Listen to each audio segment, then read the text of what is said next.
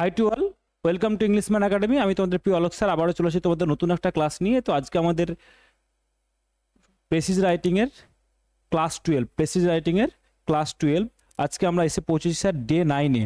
আমাদের যে 32 দিনের একটা সিরিজ চলছে তার স্যার ডে 9 আজকে। সকাল 9টায় আমরা রিপোর্ট রাইটিং করে ট্রান্সলেশন করেছি, দুপুর 2টোয় রিপোর্ট রাইটিং করে নিয়েছি, এখন সন্ধ্যে 7টা, এখন সময় আমাদের প্রেসিজ রাইটিংয়ের। তোমরা যারা রেগুলার ক্লাস করছো তোমরা নিজেরা বুঝতে পারছো যে স্যার ইমপ্রুভমেন্ট হচ্ছে কি হচ্ছে না। যদি ইমপ্রুভমেন্টটা বুঝতে পারো কমেন্ট বক্সে জানাও তোমরা ইমপ্রুভমেন্ট কতটা বুঝতে পারছো, বা তোমাদের কোন জায়গাটা আরও আটকাচ্ছে, কোন জায়গাগুলোকে বলতে পারছি স্পেসিফিক কোন জায়গাগুলোতে আটকাচ্ছে, একটু ব্যাপারটাকে একটু আমাকে মেনশন করো, তাহলে ব্যাপারটা আমি বোঝাতে পারলাম। ক্লিয়ার? ইমপ্রুভমেন্টটা তোমাদের ইমপ্রুভমেন্টের জন্য আমার এই ক্লাসগুলো আনা। তোমরা যদি কোথাও আটকে যাও, কোনো জায়গাগুলোতে স্টাক হয়ে যাও, মানে দেখো আটকাবে টুকটাক ঠিক আছে, কিন্তু আটকে থেকে গেলে এরকম নয়, সেখান থেকে মানে বেরিয়ে আসার ওয়ে আউট তো কিছু একটা আছে, সেটা আমি তোমাদের প্রোভাইড করে দেওয়ার চেষ্টা করব টোটালি ফ্রি অফ কস্ট। এই 32 দিন সুযোগ আছে একটা, তোমরা যেভাবে পারো ব্যাপারটাকে গ্র্যাব করার চেষ্টা করো। এই যে অফারগুলো দিচ্ছি এগুলো তোমরা একটু গ্র্যাব করার চেষ্টা করো, কেমন? চলো, তো আমরা প্রেসিজ রাইটিং করলে কি করব স্যার? প্রেসিজ রাইটিং করলে আমরা জানি যে স্যার টোটাল একটা ওভারঅল প্যাসেজটাকে আমাদের পড়ে নিতে হবে, তারপরে মেন পয়েন্টগুলোকে বের করে নিতে হবে, তারপর মেন পয়েন্টগুলোকে নিজের ভাষায় লিখে দিতে হবে, সুন্দর একটা টাইটেল দিতে, প্রেসি কমপ্লিট। চলো কি করবো স্যার? এই যে টোটাল যে একটা প্যাসেজটা রয়েছে আমাদের, প্যাসেজটা আমরা একবার গো থ্রু করবো। হচ্ছে to make a family a happy one and every member has to think of the comfort and convenience of others, বলছে to make a family happy. বলছে টু মেক আ ফ্যামিলি মানে একটা ফ্যামিলিকে কি করতে? A happy one. To make a family a happy one মানে একটা খুশাল, বলে না যে খুশি, যদি ফ্যামিলিটাকে পরিবারটা যদি খুশি দেখতে চাও, every member has to think, প্রত্যেকটা যারা সদস্য রয়েছে তাদের কি করতে হবে? ভাবতে হবে বা চিন্তা করতে হবে। কি করা? অফ দ্য কমফোর্ট, আরাম নিয়ে, কাদের? অ্যান্ড কনভেনিয়েন্ট, সুযোগ সুবিধাগুলোকে নিয়ে ভাবতে হবে। কমফোর্ট অ্যান্ড কনভেনিয়েন্স মিনস সুযোগ সুবিধাগুলোকে নিয়ে ভাবতে হবে। অফ দ্য আদার্স, অন্যের সুযোগ সুবিধাগুলোকে নিয়ে আমাদের ভাবতে হবে যদি আমরা একটা ফ্যামিলিকে হ্যাপি দেখতে চাই। ইফ এভরিবডি অ্যাক্টেড সেলফলেসলি, যদি সবাই নিঃস্বার্থভাবে কাজ করে, সেলফলেসলি মানে সেলফিশ মানে স্বার্থপর, আর এখানে কি বলছে? ইফ এভরিবডি অ্যাক্টেড সেলফিশলি, যদি প্রত্যেকেই কি করে? স্বার্থপর হয়ে কাজ করে কিভাবে? সেলফিশলি মানে স্বার্থপর হয়েও কাজ করে। The family would break up, তাহলে ফ্যামিলিটা কি হয়ে যাবে? ভেঙে যাবে। সিমিলারলি সোসাইটি, কমা দাও একটা, similarly society which is only a larger family, ঠিক এই যে হুইচ, এটা রিলেটিভ প্রনাউন কাকে বলছে? সোসাইটিকে বলছে। ঠিক তেমনভাবে সিমিলারলি সোসাইটি, যেটা কিনা সমাজ, যেটা কিনা which is only a larger family, সমাজকে আমরা কি বলতে পারি স্যার? সেটাকে বলতে পারি যে একটা, স্যার এটা কি ধরনের ফ্যামিলি? এটা একটা লার্জার ফ্যামিলি, এটা আমরা বলতে পারি স্যার এটা একটা বড় ধরনের বৃহৎ পরিবার একটা। উড বি ডেস্ট্রয়েড, এটাও ভেঙে যাবে, এটাও ভেঙে যেতে পারে। ইফ এভরি মেম্বার অফ ইট, যদি এর প্রত্যেক সদস্য কি করে? ওয়ার সেলফিশ, তারা যদি কি হয়ে যায় স্যার? তারা সবাই যদি কি হয়ে যায় বলো? তারা সবাই যদি স্যার সেলফিশ হয়ে যায়, যদি তারা সবাই কি হয়ে যায়? যদি তারা সবাই সেলফিশ হয়ে যায়।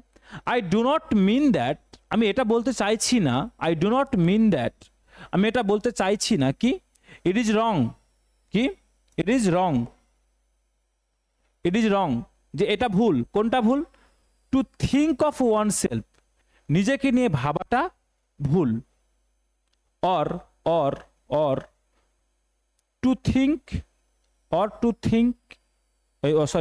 টু ওয়ার্ক, অথবা কাজ করা, ফর ওয়ান সেলফ, নিজেকে নিয়ে কাজ করা বা নিজেকে নিয়ে ভাবা, এটাকে আমি ভুল বলছি না। পিপল মাস্ট মানে মানুষের অবশ্যই, আর্ন ব্রেড, মানুষ কি করে? রোজগার করে। ব্রেড মানে পেটের জন্য রোজগার করে, মানে খাবার রোজগার করে, খাবারের জন্য অর্থ উপার্জন করে। ফর দেমসেলভস, তাদের নিজেদের জন্য। অ্যান্ড দেয়ার ফ্যামিলি, এবং তার পরিবারের জন্য। অ্যান্ড এবং ওয়ার্ক কাজ করে কি জন্য, টু বেটার দেয়ার ওন, তাদের নিজেদেরকে একটু আরও বেশি বেটার করে রাখার জন্য, আরেকটু ভালো করার জন্য, ওন লট আরও বেশি ভালো করার জন্য, লট মানে আরও অনেক বেশি ভালো করার জন্য। বাট কিন্তু ইন অর্ডার টু প্রসপার মানে উন্নতি করতে গিয়ে they do not have to be selfish, কিন্তু এই উন্নতি করতে গিয়ে বা উন্নতির জন্য, ইন অর্ডার টু প্রসপার মানে উন্নতি করতে গিয়ে they do not have to be selfish, তাদের কি হওয়া উচিত নয়, তাদের স্বার্থপর হওয়া উচিত নয়। আ ম্যান একটা মানুষ ইজ কল্ড সেলফিশ, তাকে তখনই সেলফিশ বলা যায় নট বিকজ এই কারণে নয়, হি সিক্স মানে সে খোঁজে হিজ ওন গুড, যে সে তার নিজের ভালো খুঁজছে, তখনই আমরা তাকে কি বললাম, তাকে আমরা সেলফিশ বলতে পারি না। কি বলছে, a man is called selfish, তাকে তখন সেলফিশ বলতে পারি না, নট বিকজ যে সেই কারণেই হি সিক্স হিজ ওন গুড, যে সে তার ভালো চাইছে, এর জন্য আমরা তাকে সেলফিশ বলতে পারি না। But because he neglected his neighbours, কিন্তু কখন বলতে পারি, যদি তার প্রতিবেশীকে কি করে, নেগলেক্ট করে, কি করতে গিয়ে, তার নিজের ভালো ভাবতে গিয়ে, মানে নিজের ভালো ভাবতে গিয়ে অন্যের খারাপ করছো, দ্যাট ইজ কল্ড সেলফিশ। নিজের ভালো ভাবতে গিয়ে অন্যের খারাপ করাটাকে কি বলছে, সেলফিশ। বলছে ইউ হ্যাভ এভরি রাইট, বলছে তোমার রাইট রয়েছে, তোমার অধিকার রয়েছে কি করার জন্য, টু বি হ্যাপি মানে খুশি থাকার, অ্যান্ড প্রসপেরাস উন্নতি করার, আরো বেশি ভালো উন্নতি কর রাইট রয়েছে, বাট নো রাইট তোমার কোনো অধিকার নেই, অ্যাট অল মোটেও কোনো অধিকার নেই, কিসের উপরে, মেক আদার্স সাফার, তোমার উন্নতি করে তুমি অন্যকে সাফার করাবে, অন্যকে পেইন দেবে, এটার কোনো রাইট তোমার নেই, ফর ইয়োর গুড, তোমার ভালোর জন্য। তাহলে তোমার ভালোর জন্য অন্যকে পেইন দেবে এই রাইট তোমার নেই, কিন্তু তোমার ভালো করার জন্য তোমার কি রয়েছে, এভরি রাইট রয়েছে, প্রত্যেকটা রাইট রয়েছে। ওকে, এই সুন্দর করে মানাটা আমরা বুঝে নিয়েছি। এবার আমরা দেখব যে এতে কোন কোন পয়েন্টগুলো স্যার মেইন পয়েন্ট, কোন কোন পয়েন্টগুলোকে ডেভেলপ করতে পারলে আমরা একটা সুন্দর প্রেসি লিখে নিতে পারবো। চলো দেখো, যদি বলি প্রথম লাইনটা দেখো, প্রথম লাইনটা স্যার পুরোটাই আমাদের important. To make family a happy one and every member has to think of comfort and convenience of others, তাদের নিজের চিন্তা এবং কনভিনিয়েন্সের জন্য কথা তাদের চিন্তা করা উচিত, এটা বুঝে গেছি। তাহলে প্রত্যেক ফ্যামিলি মেম্বারকে যদি একটা ফ্যামিলিকে যদি হ্যাপি রাখতে হয়, তার প্রত্যেকটা মেম্বারকে অন্যের সুখ সুযোগ সুবিধার কথা ভাবতে হবে, ঠিক আছে, ভালো কথা। তারপরে আমাদের যদি আমরা দেখি বলছে যদি তাহলে কি হচ্ছে, বলছে would be destroyed if every member of it were selfish, বলছে এই যে ফ্যামিলিটা কি হয়ে যাবে স্যার, ধ্বংস হয়ে যাবে যদি তার প্রত্যেকটা মেম্বার কি হয়ে যায়, যদি তার প্রত্যেকটা মেম্বার স্যার সেলফিশ হয়ে যায়, তাহলে ফ্যামিলিটা কি হয়ে যাবে, ভেঙে পড়বে, তাই না? তাহলে তার ফ্যামিলিটাকে স্যার কি ভেঙে পড়বে।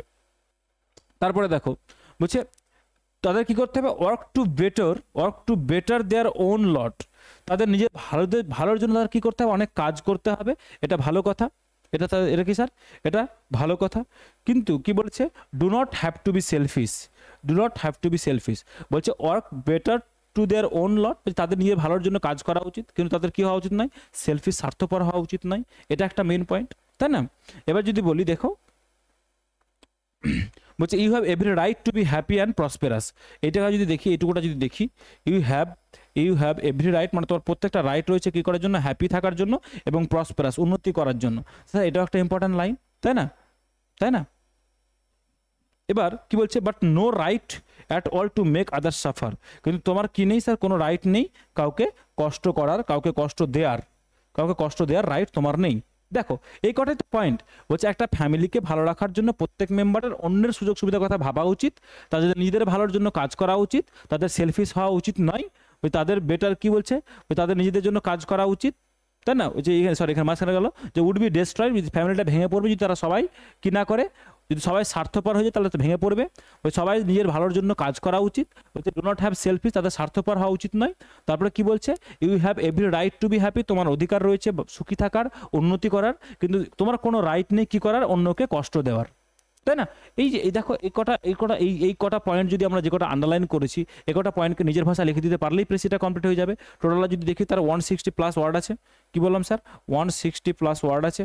তাহলে মোটামুটি আমরা 50 আর 50 প্লাস আমরা এরকম কিছু এদিক করে নিতে পারলেই আমাদের হয়ে যাবে। চলো দেখো, বলছে happy family or society grows, বলছে একটা ভালো, বলছে একটা হ্যাপি ফ্যামিলি অর সোসাইটি, এই যে সোসাইটি, আমরা অনেকের মাথায় আসলো না যে স্যার এই যে সোসাইটির কথাটা আপনি ছেড়ে দিয়েছিলেন, তাহলে আমরা সোসাইটি, পরিবার বা সোসাইটির কথাটাকে এখানে ইমপ্লাইড করে দিয়েছি। দেখো তাহলে এই happy family or society grows, বলছি তখন বেড়ে উঠে, কখন বেড়ে উঠে? এই যে এটা কি স্যার, এই যে এই পোর্শনটা কি স্যার আমাদের সাবজেক্ট পোর্শন করলাম।